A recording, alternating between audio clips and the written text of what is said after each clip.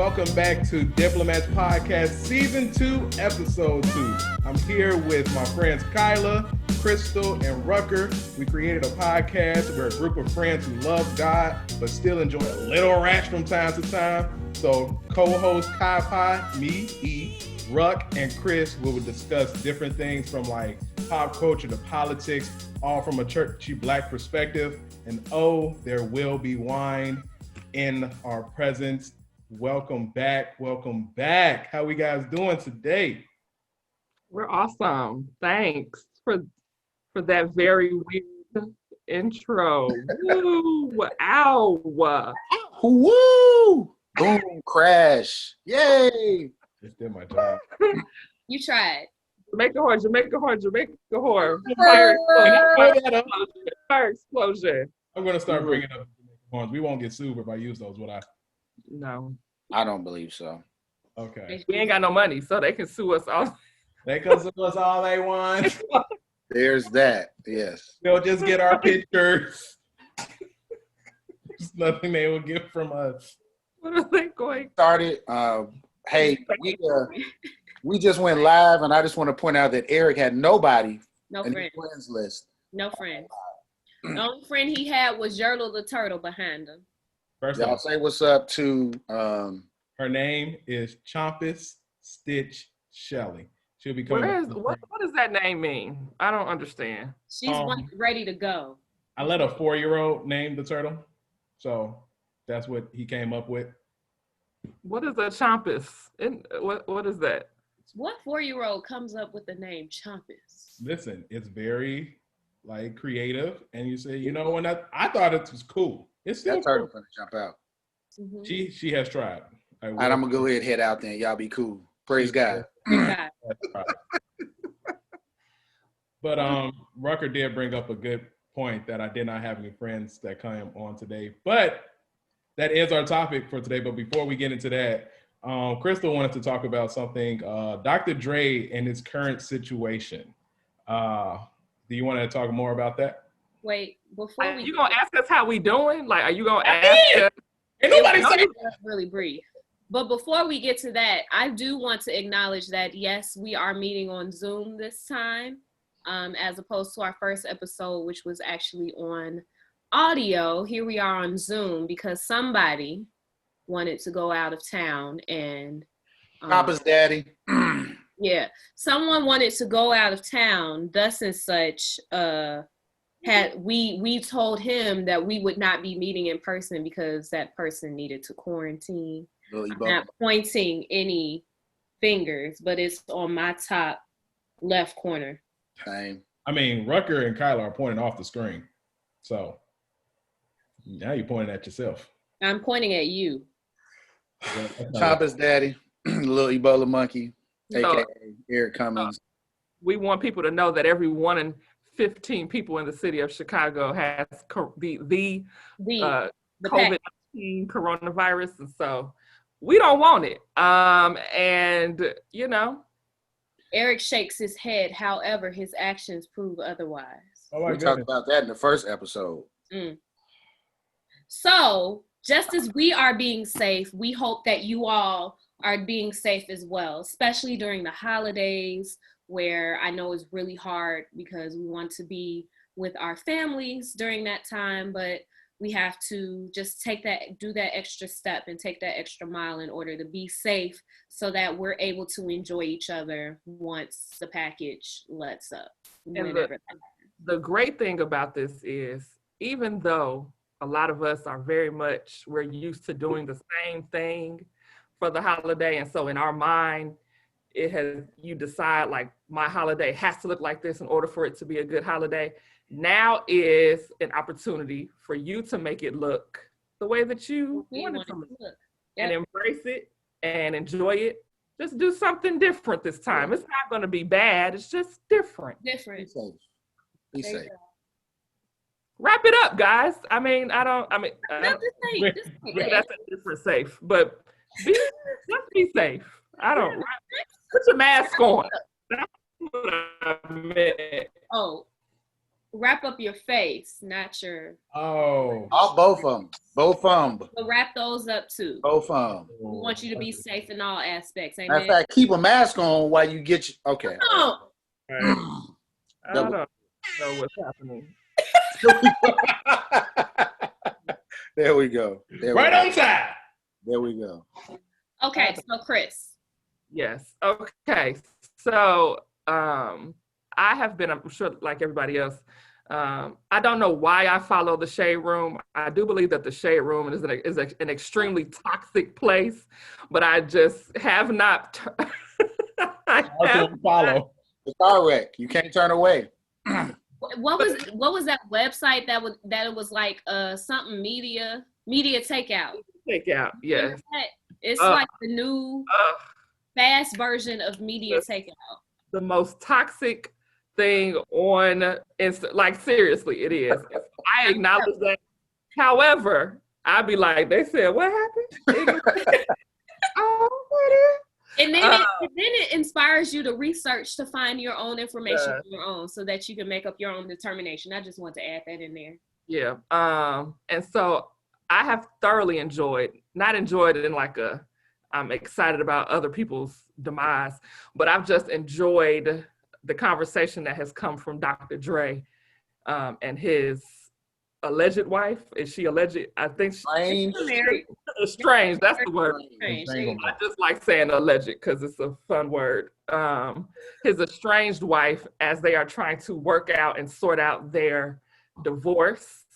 And so I'm on sis' side. I said it. I don't take it all, sis. It don't make sense what you asking for, but So can you give them? that man hurt you. Can you give them some context? Like, because everybody doesn't know Dr. Dre. Okay, so they have been going through this for at least 9 months now. So she filed for divorce. They have a prenup. The furthest back that I can remember, and Kyla can tell me if I'm wrong, but the furthest back that I remember is that she pretty much told her lawyer, F that prenup, I want it all. I want pretty much 20 million a week. I want 20 million a week, or was it a month? I don't know. It was a ridiculous amount of money that she wanted a month to stay kept or to stay taken care of. So she wanted like $2,000 a day for toilet paper. She wanted $30,000 a week for her Costco trips. I don't know. She wanted a lot of things that were just ridiculous, but she continued to try to prove they have been married for over 20 years. And so she just, you can tell it's from a very hurt place, but every week is something new that she is desiring. I know the latest this week was that he didn't want to come to the mediation because he was saying that he was concerned about COVID-19. And she said, but now, player, you was having a party this weekend, so you need to slide through to this mediation. And so then she started telling the doctor or the lawyer that he had COVID. I don't know. It's been pretty entertaining for me. So here's just a little history. She wanted him to pay $1.5 million in various expenses, including security costs, which was denied. The judge also rejected her request to fast track her claim that the hip hop and business mogul should pay $5 million for her attorney's fees and other costs. She was explaining that she needs $1.5 million due to receiving death threats. So she needed like a security team. So she's been consistently asking for money, which looks like it's been denied each step of the way. Previously, she her trade is she is an attorney by trade. Previously, before she married Dr. Dre, she was an attorney. So you don't know what type of attorney she was, though. She could have been. I mean, that's true, but she wants to argue and she wants a battle. So she's about that life. So, just going back a little bit, for those of you who don't know Dr. Dre, He is a music mogul. And started with World Class Wrecking Crew, actually, and then NWA fame, Snoop, Tupac, Death Row, all of that, where he had some sort of partnership with this, I think it was Monster first, and they made these headphones, Beats by Dre. Fast forward, Beats by Dre was sold to Apple, I think a few years ago, and Dr. Dre is close to, if not, has a $1 billion net worth. He's also known for beating Michelle. Continue. Yeah, he apparently beats women. So throw that in. So He had to slide it in somehow. Tell the whole story. You got to tell the whole. You hear about his accolades, but he also was like, do. I'm just talking about the money perspective. Maybe that's why she needs security. I don't know. I didn't say it, but so he signed a prenuptial agreement with his estranged wife, and he skyrocketed again with the selling of the beats and the music and everything. And now she like, no, whatever it was on that paper, I want more than that because you have more paper and I'm trying to get more paper. I don't agree with it. I think, like Chris said, I think Sissy is mad. Like, for whatever reason, their relationship broke down. She's mixing the personal with the business side of it. And I don't know how successful she will be, but it is interesting to see some of these requests. Like, there was a divorce here in Chicago, Ken Griffin, who's like super billionaire, and his estranged or ex-wife now was like, I need $50,000 a month for stationery and $300,000 a month for private air travel and $70,000 a month for shoelaces and $5,000 a month for boogers and whatever else. Okay. So, so my question is, do you think a woman who was married to someone that is a mogul, do you think that they deserve a little bit more than, I guess, walking away with nothing? More than what the legit have to start all over. Well, maybe she was a dummy for not redoing her pre at that time. I don't know. She needs to trade in her JD, because if she's a lawyer, then sorry. I think it depends. Yeah, I think it depends. Mm-hmm. But I think, I mean, and I don't know because I've never been divorced, but I mean, depending on the reason why, you know what I'm saying? Like, you and Rucker gonna disagree, and that's fine. But if normally the person that inflicts the harm, like, they be like, "Why you mad, sis? Shouldn't have signed it." But it's like, I would still be here if these things hadn't. I don't know. I wasn't there, but I know enough about Dr. Dre to know that, like, just give this woman $10 million so she can move on with her life. So I think it should be like a percentage, right? So going back to what's his name, Jeff Bezos, he got divorced, I think, last year. He gave sis $500 million. Listen, I think it should be a percentage, right? Because like when they sign these prenuptial agreements, it's like, I'm Dr. Dre and I have significant net worth, but it could have been like at that time 50 million, 70 million or whatever. To fast forward to 2020, where my net worth is like 900 million, 800 million, whatever it may be, maybe it should just be a percentage, because if a legal document is not going to be enforced, I think there's something wrong with that. So like that number can continue to climb. Like, and conversely, what happens if, you lose it all? Then it's like, well, she's going to say, well, I want a half of what we used to have. Like, I don't know. I think it's an interesting topic, but if it gets overturned or the prenuptial gets thrown out, it'll be interesting to see how they handle it for sure. I wonder if there are any stipulations to that prenup. So like if there was infidelity or anything like that, then it's thrown out or whatever. Like, so yeah. Maybe he's trying to delay things to get some proof on that moral clause. Yeah, I know that there are moral clauses and personal clauses in like athletes' contracts too. So maybe it is. Maybe it is. I don't know. I think it is. I could imagine having to separate a 24-year life with someone. I couldn't even imagine. Do they have children together too, or no? Mm-hmm. Yeah. I'm assuming their children are grown or older. Probably. I think they were born before the 2000s, I believe. Okay. So that's around my age. You will see, I guess. Adjusting to life after divorce, I'm sure, is quite difficult, especially when you are used to living lavishly. and now you have to adjust that. Or the thing is, though, come on, it's not like she's going from lavish to like I'm eating oodles. I mean, she could be being a pauper. I don't know what's on the. Well, he agreed originally. He agreed to. I don't think he had a choice, but he agreed originally to spousal support. So I would assume spousal support from a billionaire. It goes on your income, like it's not. She wanted that and the property. She wanted that, and like these are things that we've built together. So I want that. I want the support, and I want So yeah, I mean, like you said, they've amassed a fortune together.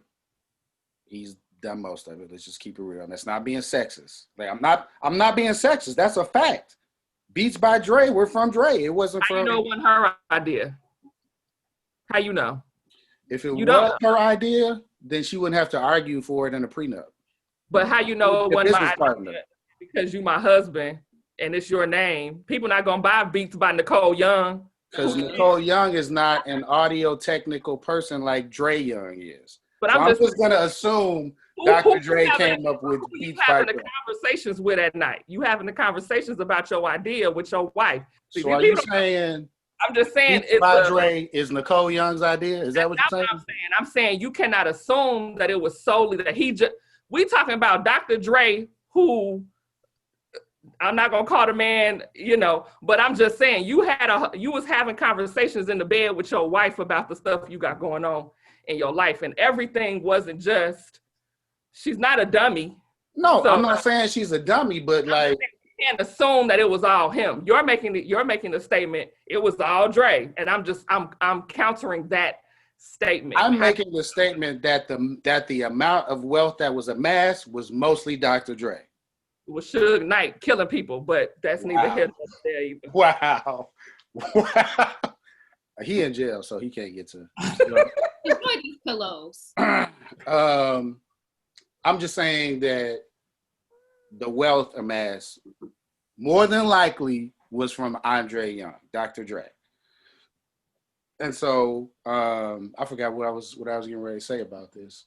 But no respect out here, but that's right. We'll see. We'll see. Well, that escalated quickly. Oh, the turtle came back. It was interested in that. Hey, what you talking about, Dr. Dre? Dr. Dre, he make the Beats by Dre? Okay. He was. All right. So Give bring it back. Give her what she wants. Just to bring it back a little bit. He was talking about friends and how many of us have them. Eric don't know that song, by the way. If I just said the link. I said it earlier. Who sings the song? Who sings the song? Houdini. Oh. Come on, man. To get my respect. He Googled it. Podcast. Spell Houdini. But as we go on, our friends, Jose. Is that a T? Is the T silent? Ain't no T there. Houdini. It started with an H. I can tell you that. All right, moving on, like you said, because you're wrong. See, you shouldn't have succumbed. Should have stopped where you were. So, yeah, topic is friendships. And one question I want to just start us off with was, what qualities do you value most in your friends? So why are we talking about this? Are you going to give us any type of like segue into, you just go ask the question? Yeah. Why you like your people? Why do you like Why do you have friends? How do you have friends? I don't know. Like that was like, yeah. Self-disclose, Eric. Self-disclose. Oh, um.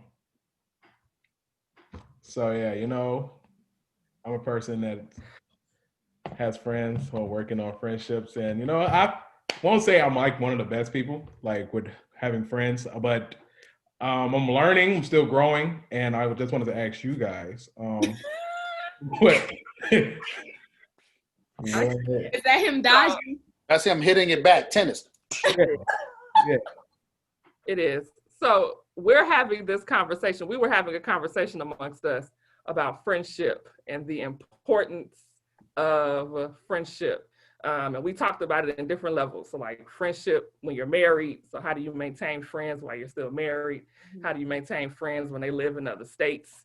How do you maintain friends just when they live across the street from you, like Eric, and he don't even fool with them and they live right across the street.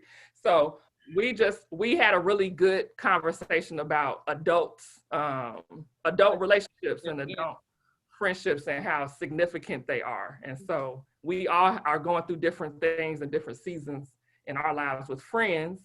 And while we get to the holiday season, we want to just talk about the importance of maintaining friendships. And so now I'm going to kick it back to Eric so he can ask how you do it, Eric. his question.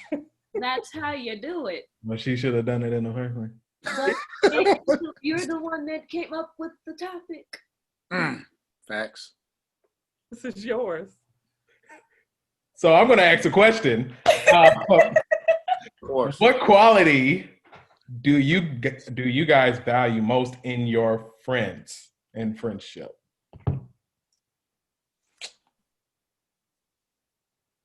I would say someone that's just genuine,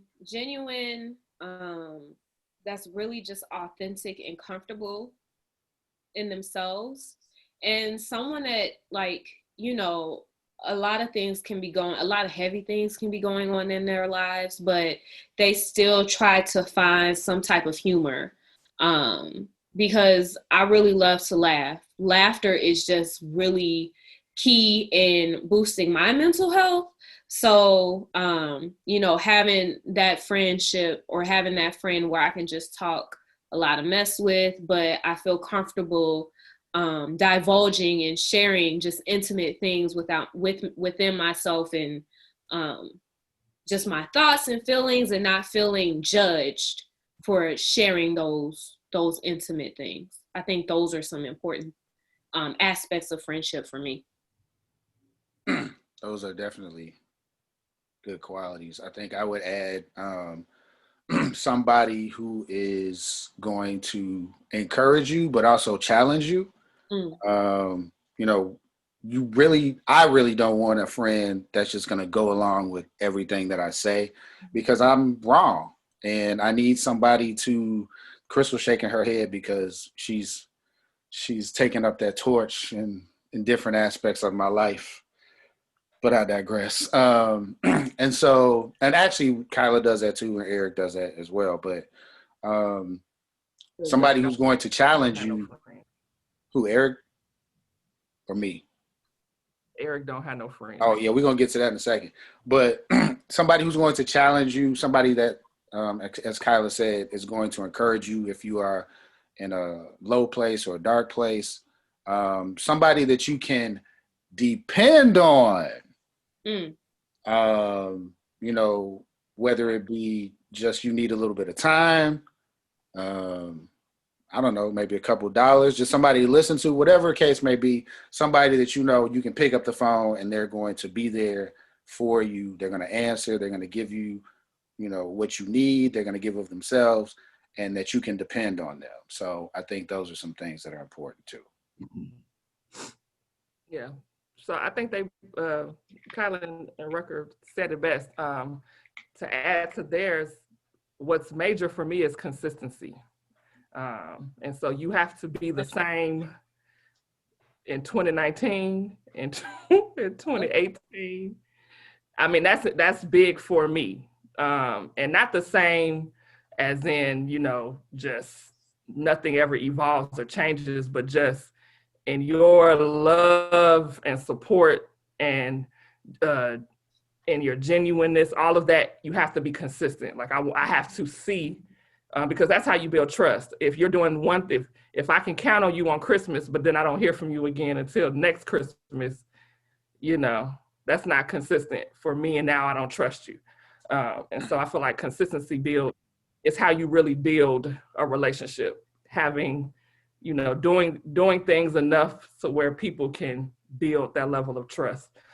So that's big for me. Consistency is a huge thing for me. So Crystal will cut you off. So he said you. Hey, because Crystal will cut you off. Listen. So in regards to consistency, how consistent are you looking for your friends to just correspond with you? Like, are you one that has to have one every day, or because I know, I'm sorry for cutting you off, Kyla. No, you're fine.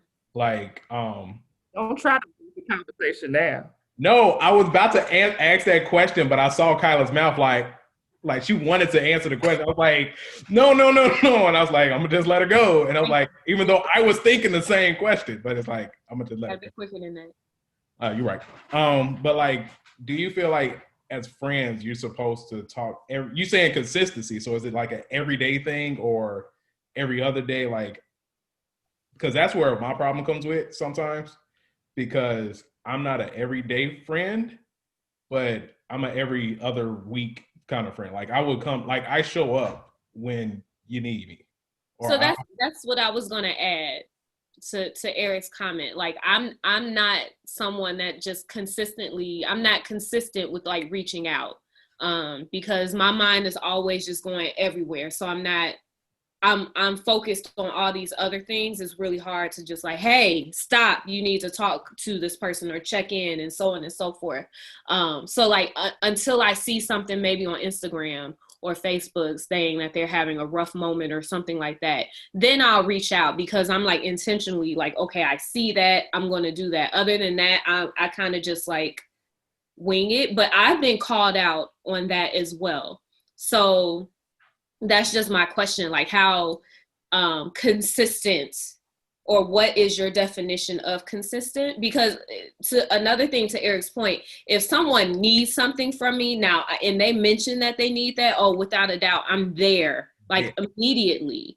But other than that, like I kind of just like, I am being transparent. I don't reach out to people unless something needs to happen. So what are your thoughts about like how consistent should? So I think so sorry, my internet is unstable. Can y'all hear me? Yes. Yeah. Can y'all hear me? Yes. No. Okay. Okay. So my definition of consistency is different. Especially as a 35-year-old woman versus when I was a 25-year-old woman. And so at 35, when I was 25, a lot of my friends weren't married. When I was 25, a lot of my friends didn't have children.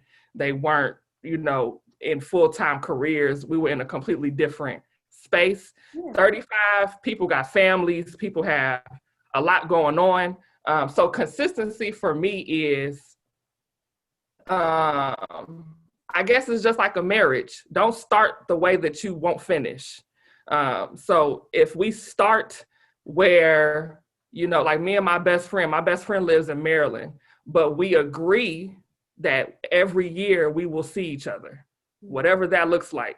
So if I fly there for my birthday, if she flies here for her birthday, we are committed to seeing each other every year. We've done that for the last 15 years. So if that changes, or if there's not a conversation about it, to me, that is a lack of consistency. But consistency for me is too, having that conversation, me knowing that you are interested and that you care about how I feel loved, just like that I care about how you feel loved. Because Crystal feels loved completely different than Kyla does, and Rucker and Eric. So consistency to me is just you caring. Like, I just need to know that you care. And you calling me every day doesn't mean that you care. That's just you calling me. Not at 35. You know, at 35, I need totally different things. Just because you call me don't mean what that mean, you know. But that's just my idea of I want you to be yourself all the time. That is what consistency. Once you start deviating from that, then that's when I'm like, who are you? You look different. I don't know. You know, that's what I mean by consistency. And I think also there are seasons in our lives where the frequency, which I think kind of what we're talking about too in terms of contact, changes. Like, so if I'm going through something, I may talk to Crystal or Kyla or Eric every day for like, 3 straight days, 4 straight days, a week, what have you, until I get out of that season in my life. And then I might not talk to them again for like another week, 2 weeks, whatever the case may be. Now, we communicate more, obviously, regularly because we have this and we're friends, but there are friends, and I think Kyla mentioned it, that will call you out. And I got called out recently by one of my best friends who I've known for like the last 18 years. And he said, Rucker, I know how you are in terms of reaching out. And so I reach out to you, but I need you to be consistent, and I need you to be intentional about reaching out too, because as much as you encourage me and as much as you help and everything, more than often is because I'm calling you. And you need to have the same energy in terms of reaching out to me and checking up on me. And that really stopped me in my tracks, because he had just gone through something very, very traumatic. And I felt bad because he was true. He was right. Like, it was all facts. There are times, and for the most part, I'm kind of like Kyla with that. Like, it'll be in my mind and I'll think about my friends, but I don't necessarily reach out all the time. But if they really start to be on my spirit and my mind and heart, I will send a text like, hey, what's going on? How you doing? Or I'll give them a call. Or if I see something, then just like you all, yeah, I'm there. If you need help with something, I'm there. I'm going to call, I'm going to text, I'm going to show up, whatever the case may be. But I need help being more intentional about being the one to reach out, as opposed to, waiting for people to call me or contact me. Yeah. No, it just made me really think, because I don't know, I feel like it's a balance with that, because I used to be the one that always reached out, and then I always saw that nobody was reaching out to me. So that's what kind of like made me flip and like, well, I'm not reaching out until somebody else reaches out. And I feel like that's been a bad mindset, because I have one good friend, me and her, we like real ace boon coon, and we noticed that we're kind of like the same, to where like we'll reach out if the other person's reach out, but if they're not going to reach out, I'm not going to reach out. And so I've noticed like it was over a few months ago, we call it like the ultimate blow up, to where we actually it was a real bad like point in our lives, to where we were so close to like throwing blows with each other. It was like we had a 2-hour conversation, but it was like it really got bad, because like some of it, what we noticed was we weren't caring for the other person, or we weren't like, You was gonna fight a girl?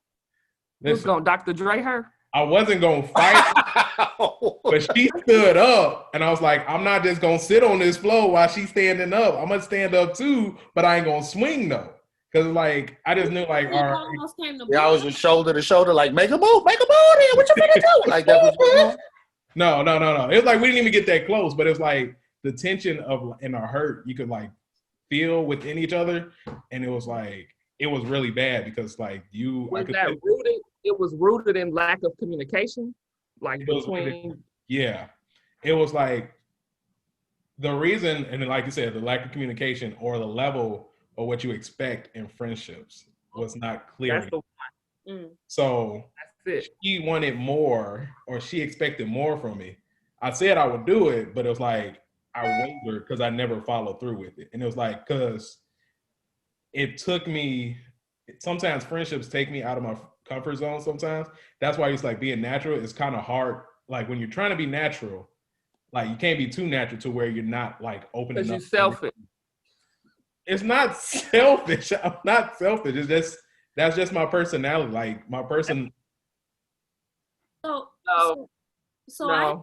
I had something similar, but I think I was on the other end where I was mentioning that I needed more in this friendship because of something that I was going through, and mentioning it a few times, to which it wasn't reciprocated. And so in that aspect, I was like, well, I feel like you don't want this friendship to continue, so I cut it off.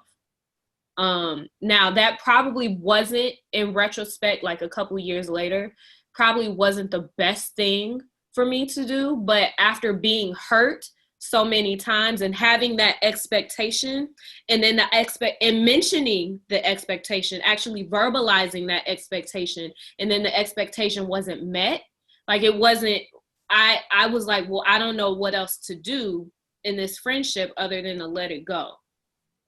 Have you guys had like similar instances, or even going back to Eric, like how did you guys reconcile from that? After that conversation, we said, we ain't gonna talk to each other for like a week or so, just so we can like cool down and actually think. And so we like met up and we talked about it. It was like, you know what, like you're still my brother, you're still my sister. I can't just let you go like this. Like we could still work through this. And like the communication, we finally came to the communication. Like, I feel like when you're like verbalizing it, you also got to be true to yourself. Like I told her, I was like, I know this is what you want, but me personally, that's not who I am, or that's not what I can give, because that would be like forcing it. And it's like, I don't want to force a friendship. And so, because I've noticed that some of my friendships, or most of my friendships that I have, is like Rooker was saying, or somebody was saying, like, we could be cool through this season, and then I won't talk to you for a while. But in my head, you're still like my ace boot coon. I'm still going to ride for you whenever you need me. But it's like, for me to consistently be there, and it's like, it's draining, because I call a lot of people my friends. Like I have friends. So it's like, I can't be there for everybody. So it's like, when I tried it one time to be there for everybody, it was like, I wasn't there for myself. And then that's when I shut down. Mm-hmm. So here's why I call it selfish. Okay. I say that, so I feel like, so I am a very dynamic person, right? I am not a static individual. I am super dynamic. So I'm a Pisces. I am emotion city. Okay. Okay. For real. Like that's who I am. Like I will call Rucker at one point, like, I'm trash, I'm nothing, I hate myself, but I'm so fine, nigga. Like you see it, like for real, like that'll be one. Same combo. That'll be one. Shit. Because that is just how dynamic, and I've learned that I have to say it. I have to say what it is, and I have to be who I am. But if Kyla says, Crystal, I don't like it when you call me every morning. Can you just call me once a week? I don't know. If she says something like that, it is my choice to decide, is Kyla worth it or is she not? And so I think when people when we have conversations like that with people and say, this is what my expectation is, a lot of times we run from expectations. Expectations are a part of life, right? We expect things from our parents.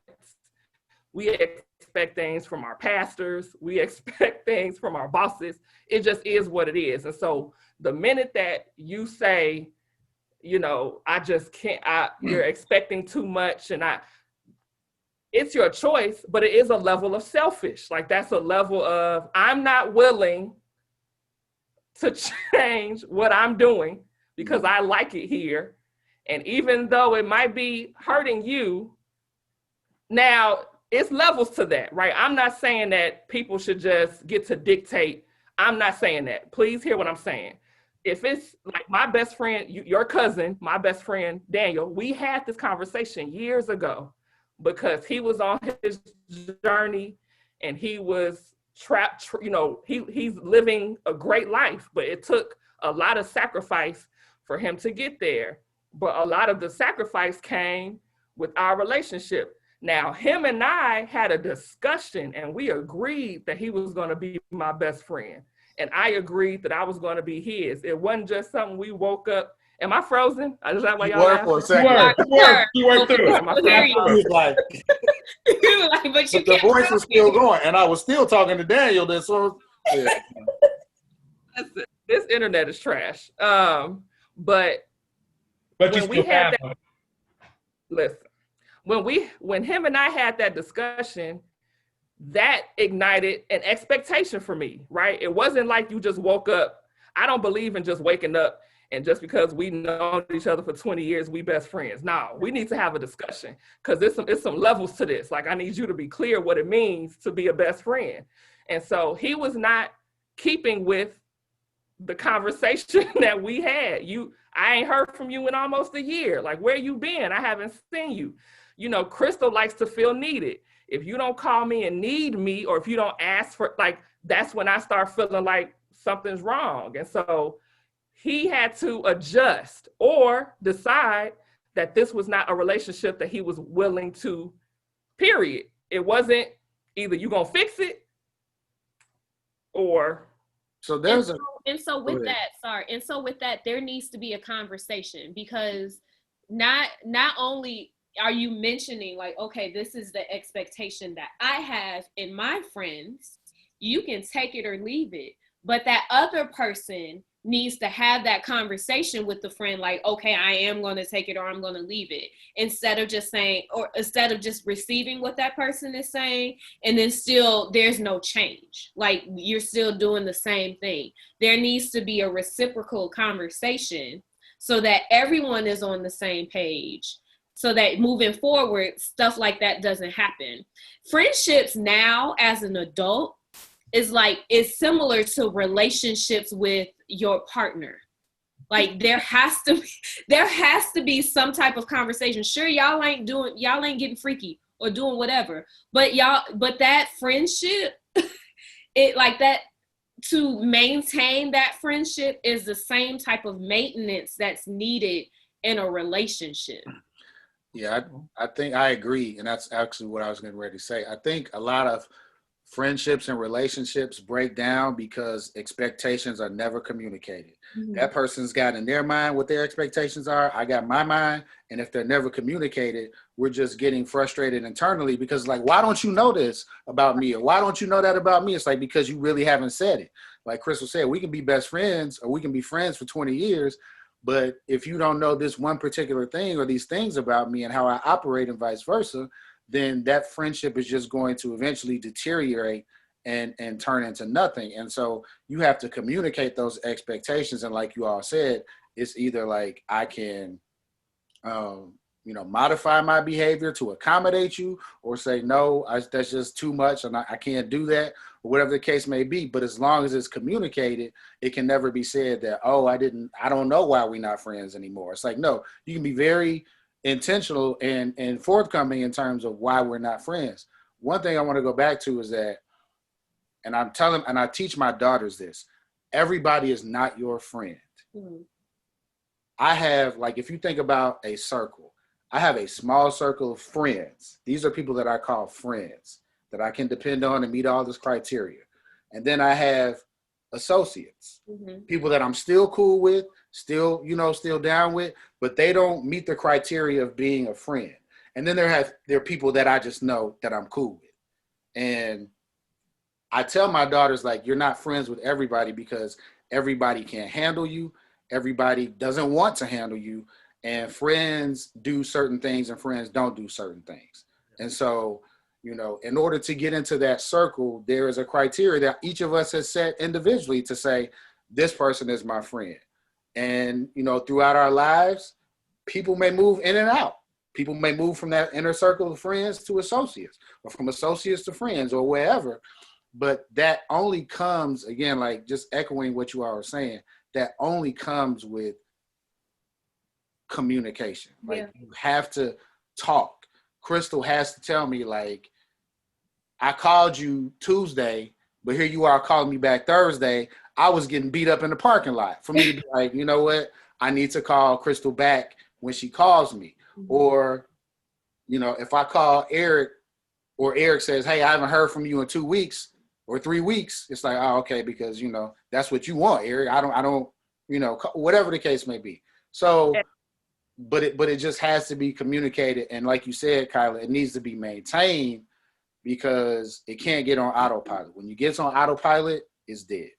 And that's any relationship, friendships, dating, marriages, whatever the case may be. No, but we can see this. You know, all of this will be shown. That can be seen on a recording? Yeah. I don't know. We'll see though.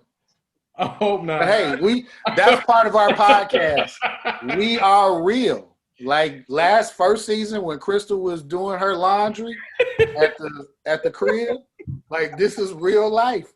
We are real people on a real podcast. We're not gonna cut out and all this other stuff, but and I think I'm sorry, just to end this, like I think that's how you know the hallmark of a good friendship, or maybe a friendship that you just need to kind of let go and you know let it go. Is if how that person's communicating with you, the frequency, the consistency, like Crystal mentioned, are they, you know, and it's not all what you want. Are you doing things that they need as well? But like, how is that going? Yeah, and just to challenge you, Eric, I think that I think that the dynamic of a man-woman relationship also is much different from two women or two men. And so I think that it's important for men to understand the expectation when they are friending, especially specifically a single woman. And I know Rucker and I have this conversation all the time because the complexities of a woman. Season 1, y'all go check it out. Because it's, you know, it's different. And so my father knows my friends, right? He knows the men in my life, and he calls on them. It don't even be me half the time. It's tell Rucker to come change the filter in your house. And I'm like, Daddy, a couple dollars. I'm like, Daddy, he busy. He like, but that's your friend, ain't it? Tell, you know, and so that tell Daniel, you know, Daniel should be doing, like, he calls on them as well. And so I think that it's important to understand. And I'm saying that just when you say about because I know your best friend is a woman. So just that is a different level of expectation too, because I depend on my male friends because I don't have a spouse. So I depend on them, you know. I don't think that I depend on Rucker too much, but I do depend. Like if I call Rucker, and I need something because I really need it, you know, not just saying it, but I need it. And so the minute that I can't depend on him, that's another level of just I can't depend on, you know. Yeah. I can't, you know. And so we as men, you want to keep that in mind because I think that's important. I don't think we talk about it enough. But when I call you my bro or my brother, like it's levels to this. And you know, you all know I have another friend, and I ain't gonna say his name, but I can't depend on him for real. And so I hate Rucker. But I can't depend on him for real. And so, but in his mind, he's super dependable. And I'm just like, what have you missed? But he has made it very clear he don't like the whole expectation thing. And so that's when you lose me, because expectations that's the only way that we can know how to move in this together. Expectations are a part of life. And so that challenges you, like, okay, so how do I move forward in this friendship? Is this a friendship worth having? Because ultimately you have to think about there is some level of selfishness that we have to have, and that's just being transparent.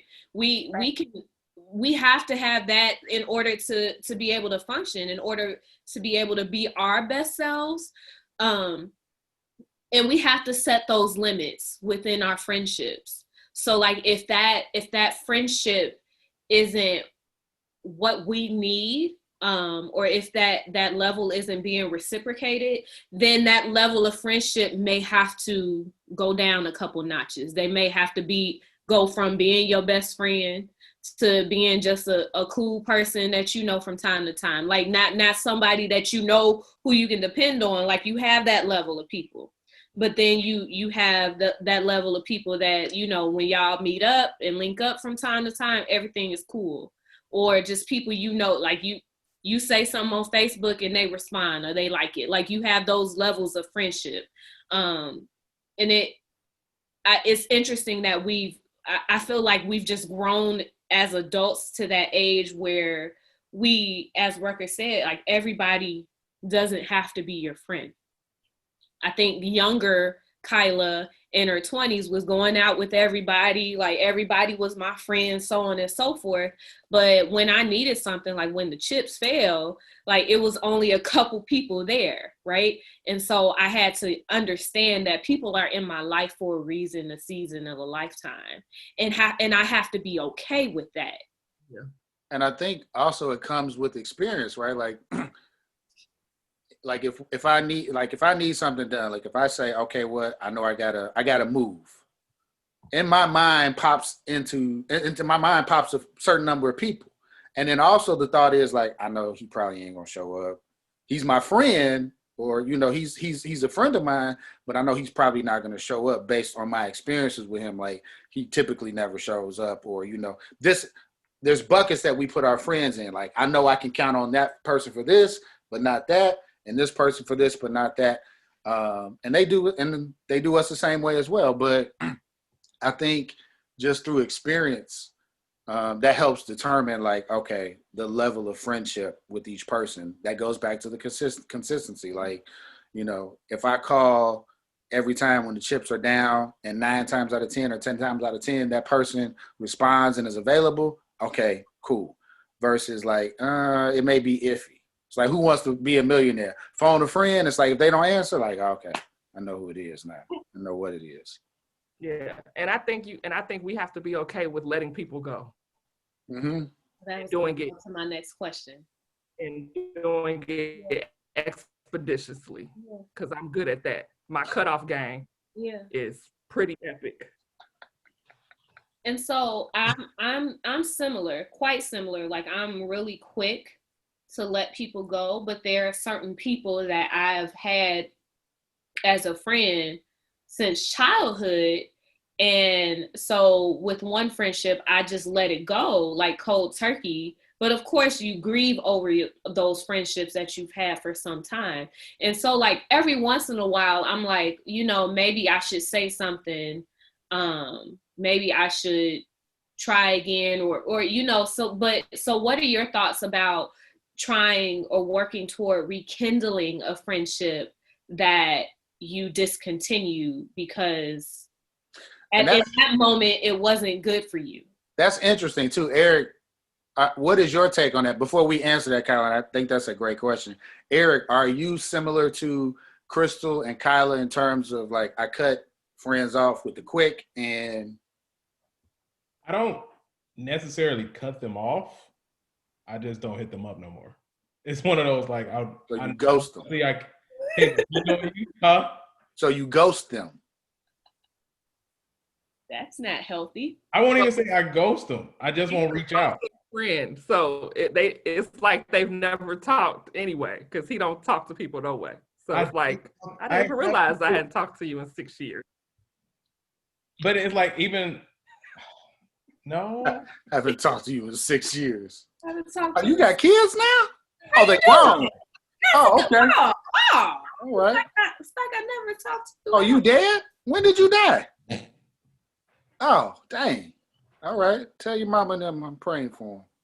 I didn't know you died. I didn't know you died, man. It's not so bad. R.I.P. But no, I don't cut people. I don't think I cut people off. I think I'm still like you do subconsciously. Yeah. I think men do subconsciously. Like, huh? I think more men do subconsciously. We like, Like it just kind of phases out. I just don't mess with we don't talk to you no more. Or we stop talking to you, and then we'd be like, oh, okay. So it's like, it's not like I initially, oh, I'm never talking to that person, I'm cutting them off. It's like, oh, I'm just not gonna try to. And then also we got to consider life, right? Where we are now isn't where we are 20 years ago. You know, we're not in undergrad. We're grown. We're not in, you know, we've had kids. There's different relationships. We've moved. I remember and I don't think I've ever told her this, I was irritated and upset when Crystal moved. Because, and y'all know the story, we all met in church, at the same church, right? And so although I had my friends. I didn't know her and she left. I was like. And so although I had my friends still at the church, there are certain people that you gravitate to that you're like, okay, like this is finna be on. And she moved, and I was like, I was happy for her because it was like, it was something she needed to do. It was like a growth period. It was like a step into, you know, her next phase of life. But I was irritated because it's like, man, now I got one less friend here. One less good friend here. And so I don't think I ever told her that, but I was irritated. Like, I don't care if you're on Facebook. You don't live here. It's not the same. Good for you. And so I think what Rucker is saying, and so I think the difference is, for me, there's a difference between divine connections and just friendships. And so divine connections are like, how did we get here? Like, how are we this cool? Like, what happened? Like, how did, you know, it's like you rolled over and it's just, and so I think we have to really, really sit and think about, because I think about it all the time, like, who are my divine, like, who do I know that God legit just said, here's a gift for you, Crystal, take care of it. And that's how I take friendship. I feel like God gave me people, great people. Like, the stuff that my people go through with friends, I haven't been through half of that, a fourth of that. There's only one person in my life that I've legit had to walk away from. Who was that? Y'all know who it is. I'll say sis name. No. We good. I remember. I don't. Wait. Oh. No. It don't bother me. But when I think Kyla, and I know Kyla will agree, when we say cut people off, it doesn't mean that you weren't given an opportunity to fix it. You know, cutting people off comes from conversation. Yep. Here's another conversation. Yep. Like, I'm never gonna just leave it just like that and ghost you and never talk to you. Like, because we're friends, you want to have that conversation because you're hoping that because you guys have been friends for so long, something is going to change. You guys are going to. I know that because we're adults, we're doing our own thing, and we're going in separate directions, right? We're doing our own. We're just moving forward in life, right? But to be an adult, just similar to being in a relationship with your partner, you have to have those conversations in order for you guys to grow closer together. And so when you're having those conversations and there's still no change, you ultimately have to do what's right for you. And that's hard, because especially with a friendship that has stood the test of time, so to speak, like that has longevity. It's hard to leave that. And it takes a lot of strength, in my opinion, to encourage to leave that friendship because it's gone stagnant. Yeah. And I think if you don't take the time to cultivate and really pour into friendship, what makes you think it's going to be different when you say I do? That's always been my understanding. My parents say that to me all the time. If you can't be a good friend, you're not going to be a good wife. If you're not going to work with this, what makes you think you're going to work? Because it's work. It's work. It's work. It's work every single day. So if you can't even work once a week with them, you know, and I've taken that, you know, my father recently just lost his best friend. His best friend of 40 something years passed away. And it broke his heart because they hadn't talked. He had thought, he was thinking about him, but you know, at 70, you just not, you know, you doing your own. And he heard through the grapevine, and I mean, he legit heartbroken. And so it was just one of those things like, man, I don't want that. I don't want to wake up 30, you know, when you watch these Christmas movies, they wake up 30 years later and they haven't talked to somebody. And the Ghost of Brother Past town from where they're from, Candy Cane, Arkansas, and they hadn't talked to them, you know, and now they're 86. You know, so I feel like you have to honor, you know, the Bible says no one sticks closer than a friend. Like, you have to honor your friendships. You have, these are the people that we chose. And so I just feel like it's important to honor the people that God gave you. Yeah. So we kind of got to wrap up, but I want to ask one more question. I know you guys were saying like different levels of friends. Like, how many do you feel like there's a certain amount of friends you should have, like that core? Like, because I know I think about Jesus, he had the 12 disciples, but he was close to only 3, like real close. Like, do you think it should be like that, or what do y'all like? Should it just be 3 people that you say is your rock, or it has to be organic? Like, however, whatever happens. Like, I'm not gonna force a friendship.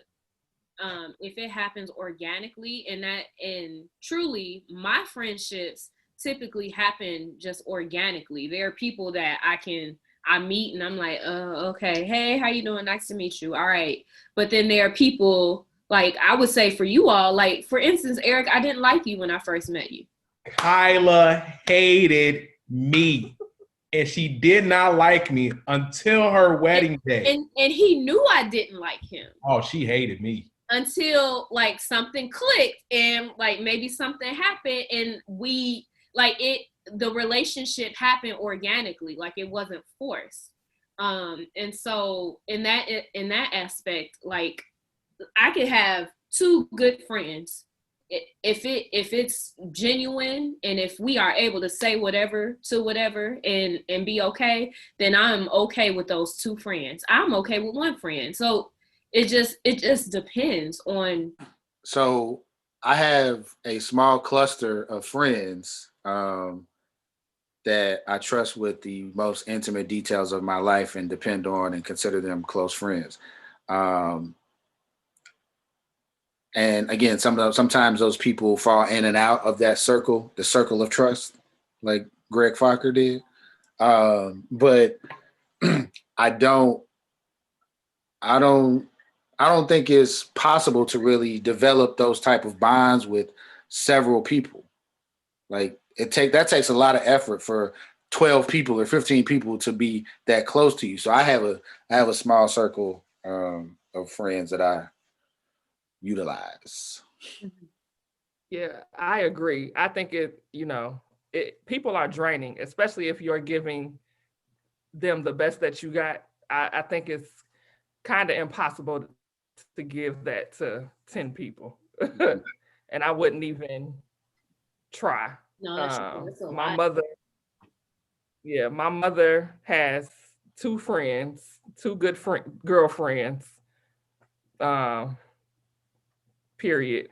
Like, my dad has way more because he's way more social than my mom is, but like, good friends is very, very small, because I mean, this is just one season. Imagine when we get to 55, right?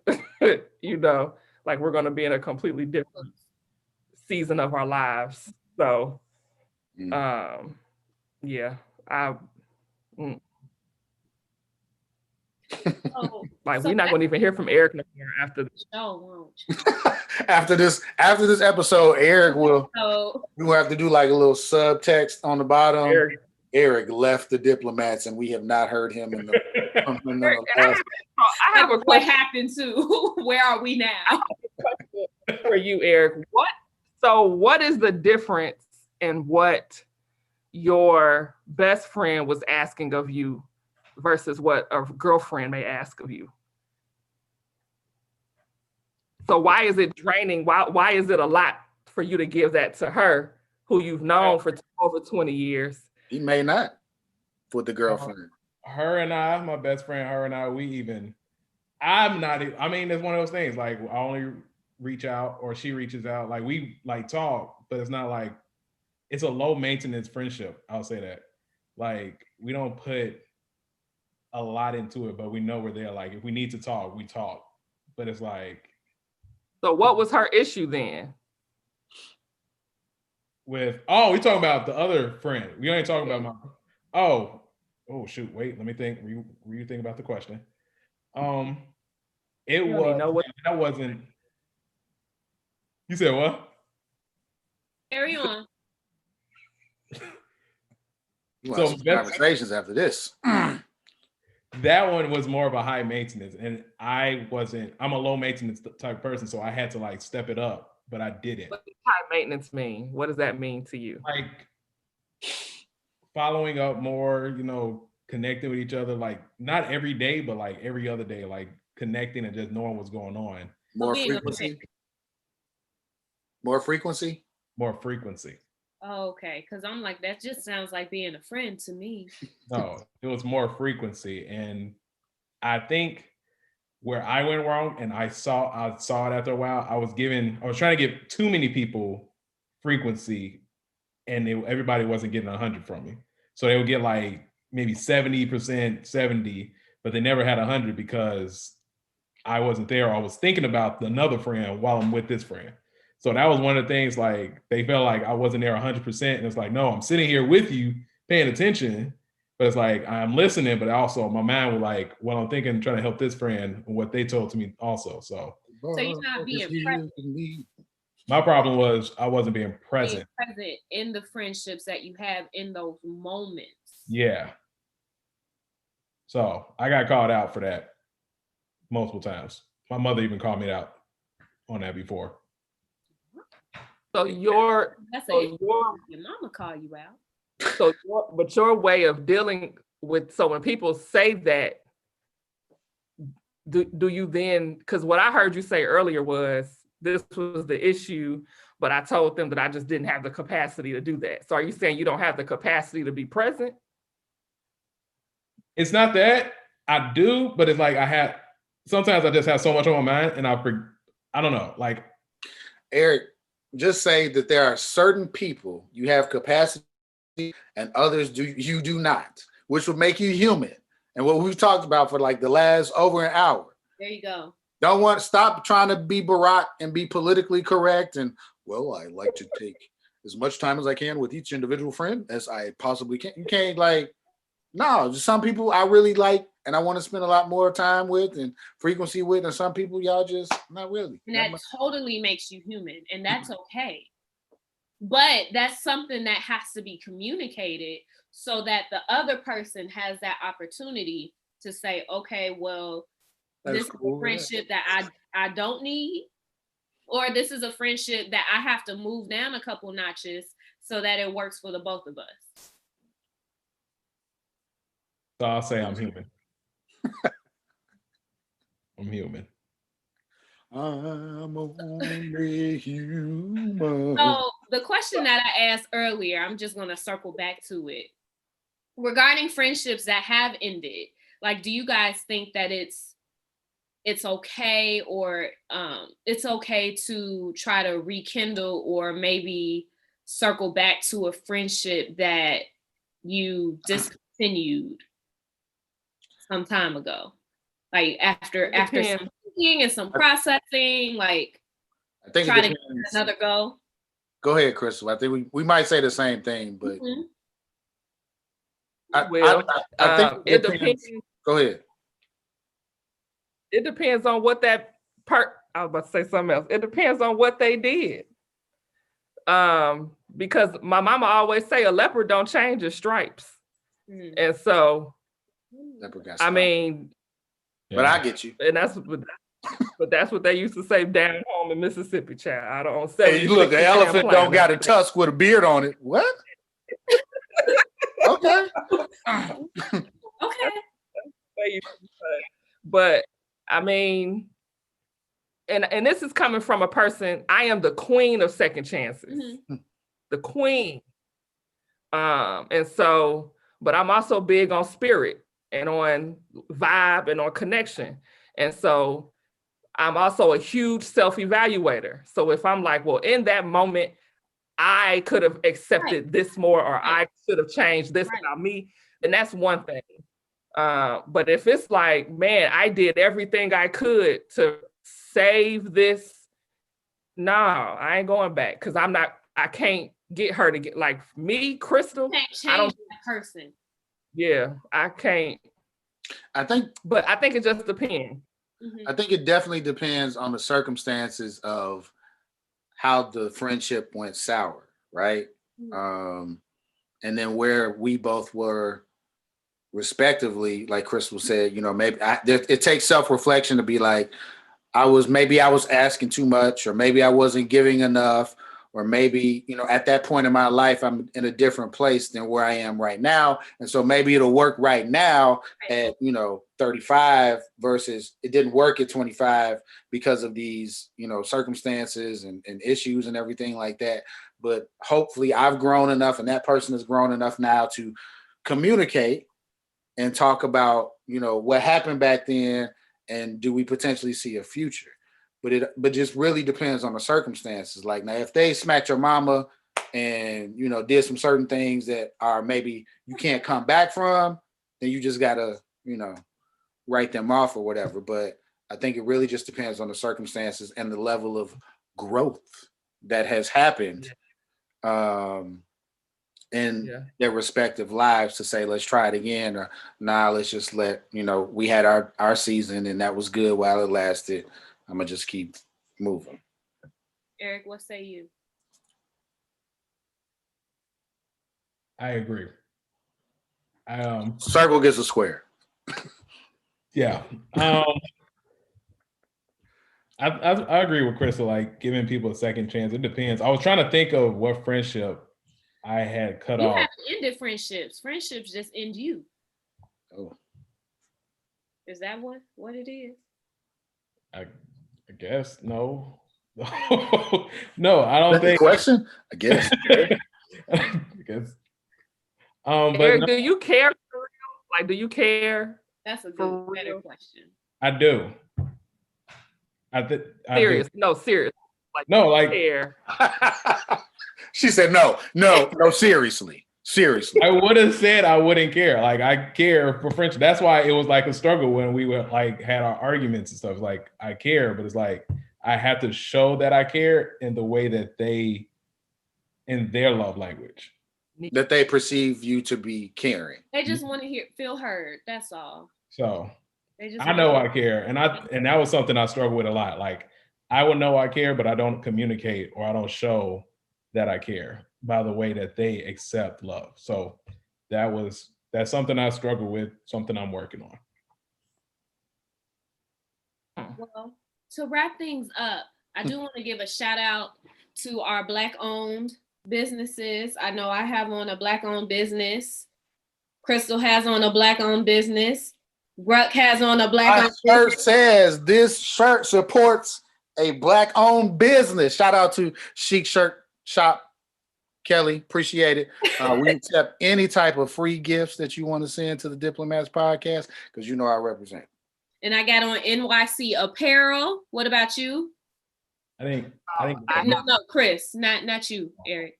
I have on a Chicago. It's called Chicago Love. This is my homeboy Reggie Daniels. All of his proceeds go to an organization called Chicago Love that helps support Black kids in the city of Chicago. Now, so there you go. We got the retired hot girl. This shirt supports a Black-owned business, and then we have Chicago Love, and then we have Eric. Yeah. Oh, I got this too. Y'all didn't tell me that this was... I have on my God is dope. Yeah, I got one too. It's a little fake. Don't look at that. There you go. And then we have Eric and Yertle the Turtle. Also, I'm sorry, quick. Charmed by Tori on See? Facebook and Instagram. I think Charmed by Tori, she made this bracelet for me. It's a couple other ones. Eric is definitely not supportive, apparently. These are my own. I don't remember who the person is, but thank you. Did y'all text this? Like, No. I didn't get a memo. No. Eric has No, on a to black, show up and show out. I mean, I got stuff. but Eric has on a black shirt. We save the styles to stunt. We don't need the front. Make Black history every day. We don't need Ooh. it. Ooh. Bars.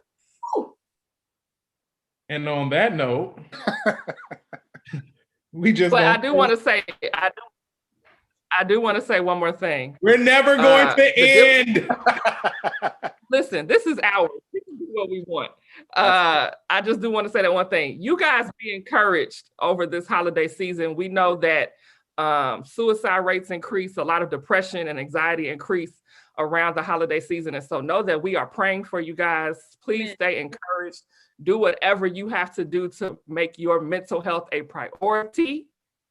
Totally here for you all. If you need someone to talk to, call Kyla. Podcast. If you need someone to talk to, call Kyla. Your message, I will respond. I don't answer the phone. I respond by text message. Same. But we love y'all. Appreciate y'all. Close us out. We good? Anything else? All minds clear.